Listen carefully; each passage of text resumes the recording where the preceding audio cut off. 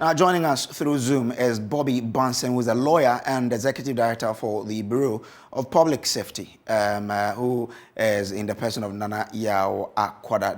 We have the two of them online now. Let me start with you, Bobby Bunsen.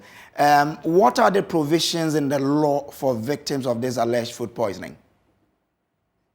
Good evening to you and your viewers, and thanks for having me.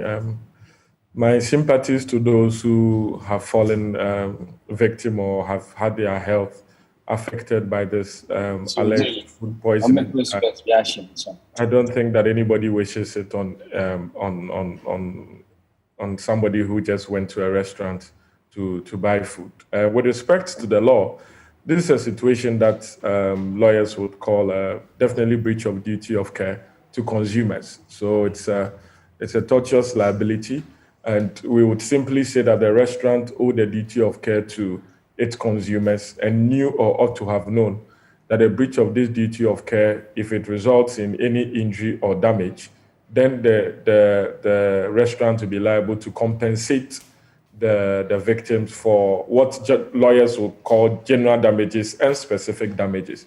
So the specific damages will refer to the amounts that they will be able to quantify that they have incurred as a result of this damage. So for example, those who are speaking to hospital expenses, all the medical bills that they have paid, if they're able to prove that it's related to the food poisoning, and it's proved that the food poisoning was from the restaurant, then the restaurant will be liable to reimburse them with exactly the amount they have incurred by way of hospital expenses, and maybe interest on that if need be.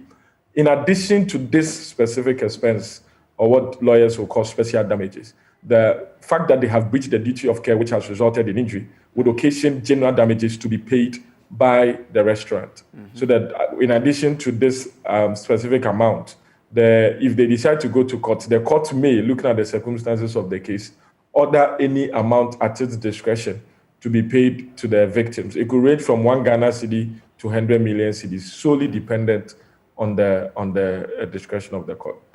If the entity decides to say, I want to be proactive, what sort of options are available for it? Well, if you're able to settle with them, I believe that's what you mean, that they want to be proactive.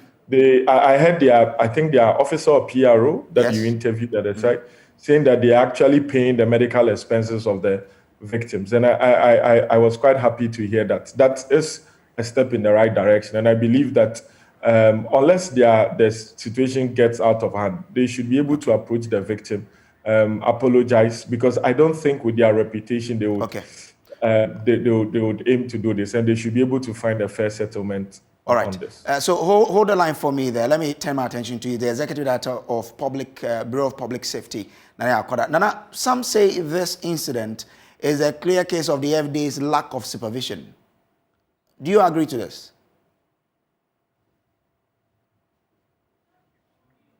Nana, I'm told your microphone is on mute. Kindly is on mute. Kindly unmute it for us so we can hear what you say. Nana, welcome again. I don't know if you heard my question. I'm asking that some say this is a clear case of the FDA's lack of supervision. Do you agree? Well, good evening to your viewers. Let me also apologize to your viewers that I am in transit, and so they would have to forgive me if we get a few shakes in the pictures that's very okay. Showing. That's okay, Nana. Okay. So I think that it will not be fair to lay blame squarely or solely at the feet of the FDA. Look, the city authorities do issue health certificates, one for people who prepare food for the public. That's the public health department of the city authority, like AMA, TMA, and the likes. 2, they issue sanitation permits to eateries, restaurants, bars. They issue sanitation permits to them. They also have to inspect their refrigeration systems and everything that concerns the food that they serve the public. the FDA also issues permits to these eateries. And so it is important to learn that if we want to lay blame at the feet of state institutions, we've got to bring all these institutions together so that we do not leave people, in the dark who are literally not doing what they are mandated to do. So we just go and focus when I was on speaking FDA to the and allow the municipal AMAs health and the director TMAs earlier, who are on a daily basis collecting taxes from these institutions. Please go ahead. Yeah, when I was speaking to the municipal health director earlier, she mentioned that Please go ahead. all their workers have been certified. I mean, they've been screened, which means that they have the permit to go ahead and do what they're doing. So it tells you that the assembly might have done something right. Well, certifying the workers is not all. I mentioned sanitation permits. When last was this particular joint, inspected for its sanitation? When last was their refrigeration systems inspected? If these things have not been done, right there, the city cannot absolve itself from this incident. I would want to see the city take on a lot more responsibility than to suggest that we have issued health permits to all their workers, and so our job is done. Their job does not just end at issuing health permits to these people. In any case, those permits, they just examine them for communicable diseases, and that's all. Their mental state is not checked, so someone may be there and having mental issues. We don't know. I'm not suggesting same, but I'm just saying that there's a deficit in the system. The sanitation permits may not have the kind of inspection that goes into the sanitation permit may not have been adequately exhausted, leading to this. Myself, I've suffered food poisoning before from the hands of one of these eateries. But in my case, the management did actually take very good and bold steps immediately to replace and to solve the problem when I pointed it out. And so these are teething issues that we need the city authorities, come the FDA, to start looking at it. The Ghana Tourism Board, they also issue permits to these joints. What do they look at before issuing permits? We must ensure that these permits and licenses that are issued to these eateries are not just money-making ventures, but they are actually processes that go in to make the public safer once they consume from these joints.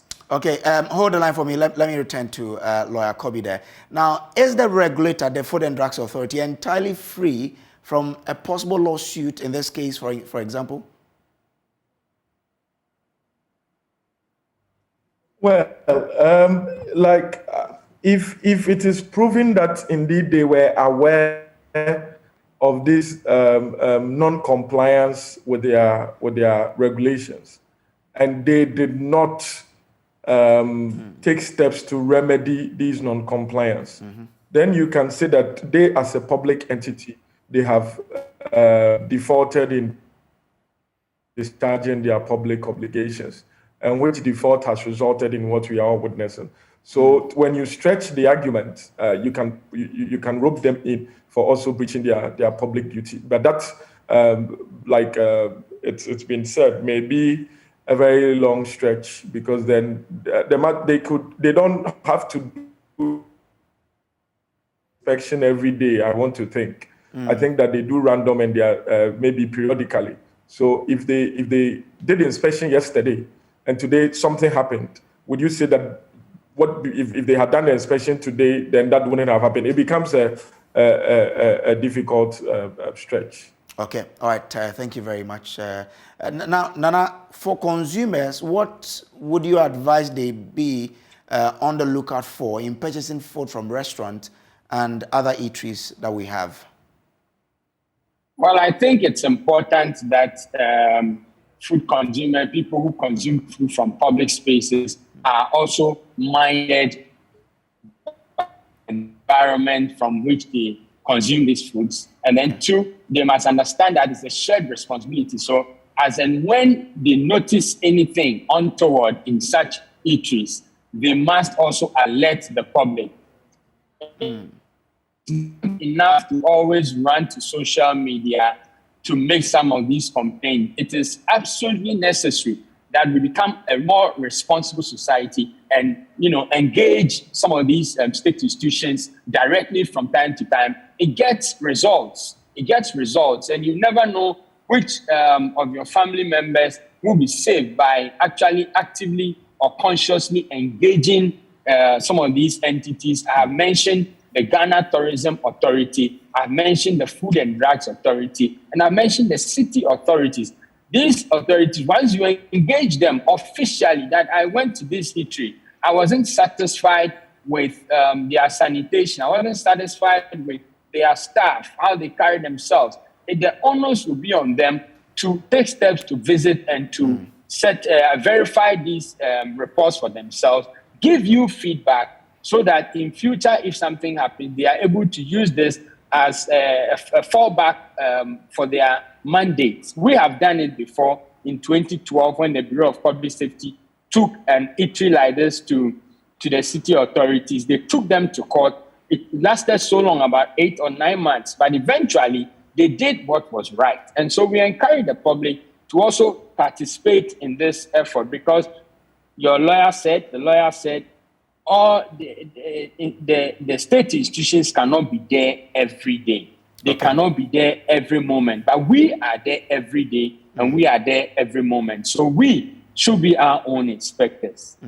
Nana, thank you very much. Nana Akoda is with the Bureau of Public Safety.